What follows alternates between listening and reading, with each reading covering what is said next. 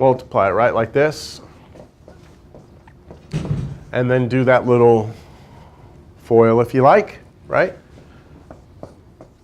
So you do your little FOIL here, and then subtract x squared, and that's your final answer.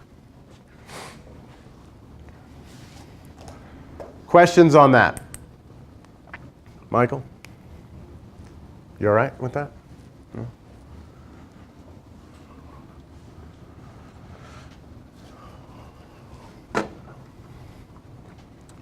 All right.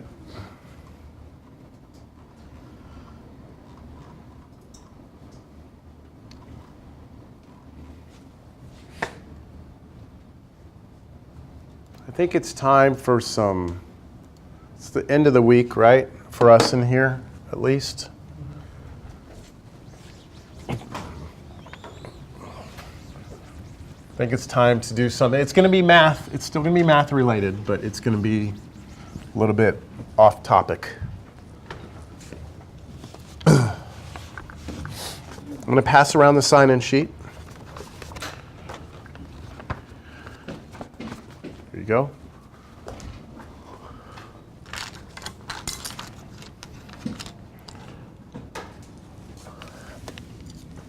Is it Andres?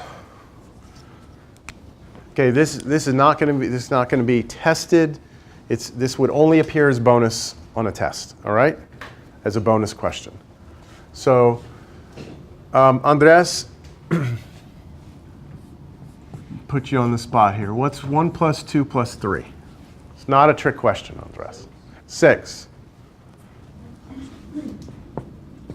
We all agree? Okay. Tatiana, what's 1 plus 2 plus 3 plus 4? Where's Tatiana? I'm right here. Oh, there you are. 10. 10. Good job. Callie. You're off the hook today, Callie. But I'm sure you could do it. But you texted me the other day, so you get 3 points. So, Uriel? Uriel? Hey. What's 1 plus 2 plus 3 plus 4 plus 5 all the way to 100?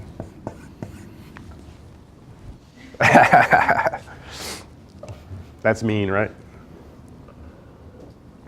I don't expect an answer. Okay, so there's a story, all right? There's a story about this kid. His last name was Gauss. I think his first name was William. But here's how the story goes. It's the way the story was told to me, and it's the way I'm going to tell you the story. When Gauss was in first grade, this is back in the 1800s, the teacher walked in that day and told the little first graders basically this question: what's 1 plus 2 plus 3?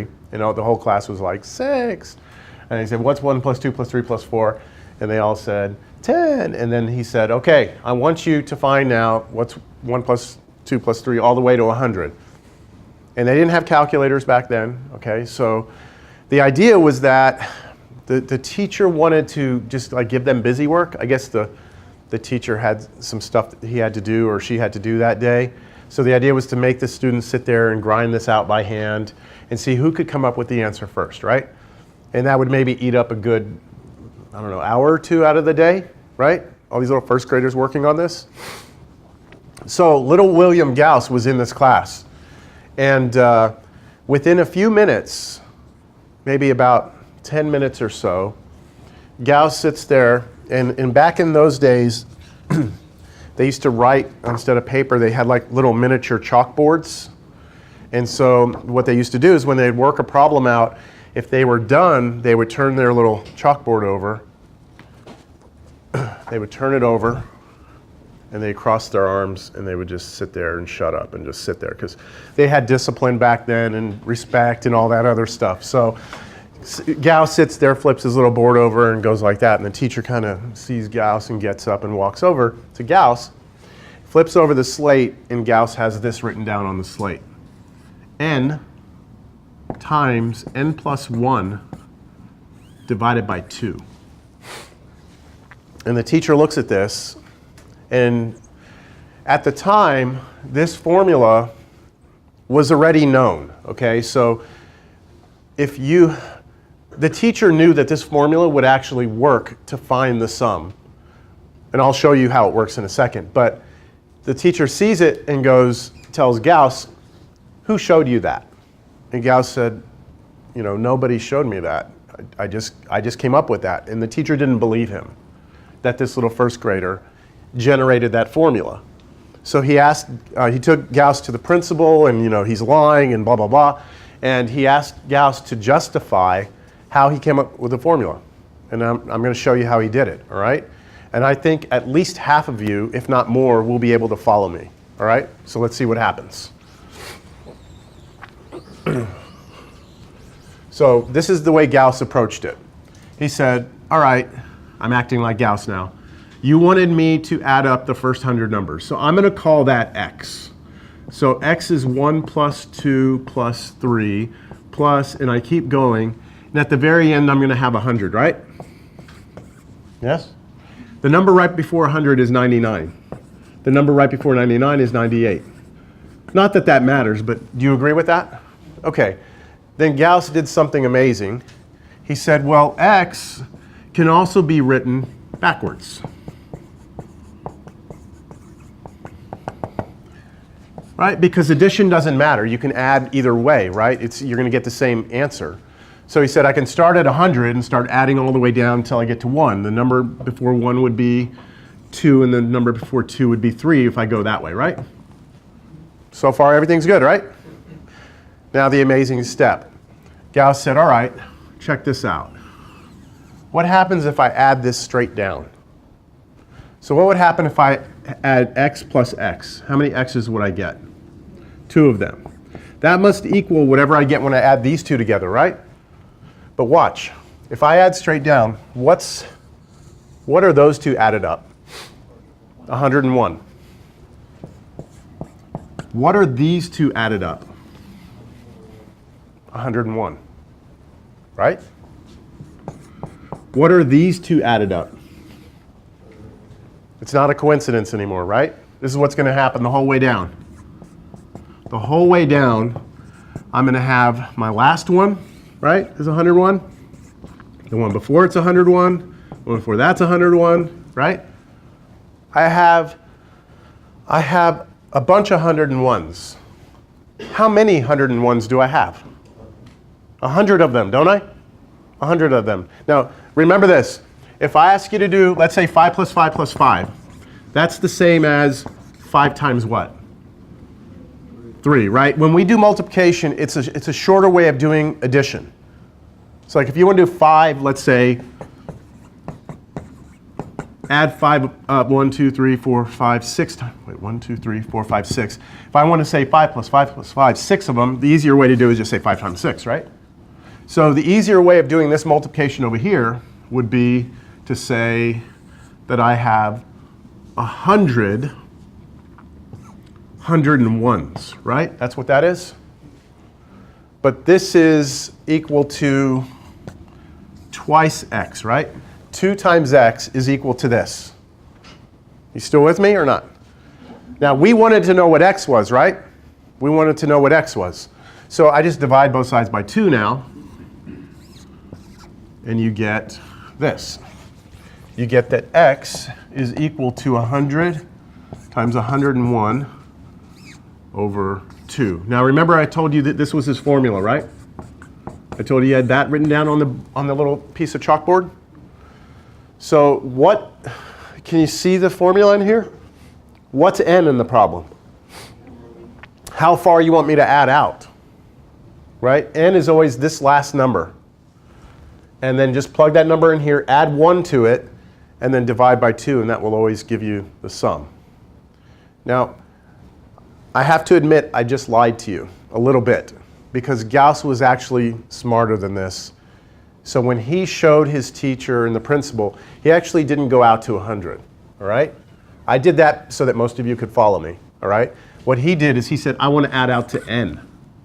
Okay, so 1 plus 2 plus 3, all the way out to n. What would be the number right in front of n? N minus 1. what would be the number right in front of that one? N minus 2. Okay? Now, if I write that backwards, then the first number here would be n, plus the next one would be n minus 1, the next one would be n minus 2, right? And then when I add down, instead of a bunch of 101s, what would he have? The first one he adds would be what? N plus 1. What would the next one be? What's n minus 1 plus 2? What's n minus 1 plus 2? N minus 1 plus 2. That's n plus 1 again. And then what would the next one be? N plus 1 again. All the way down till the very last one, which would be n plus 1. Right? So I have a bunch of n plus 1s here. How many n plus 1s do I have? Careful, not 100.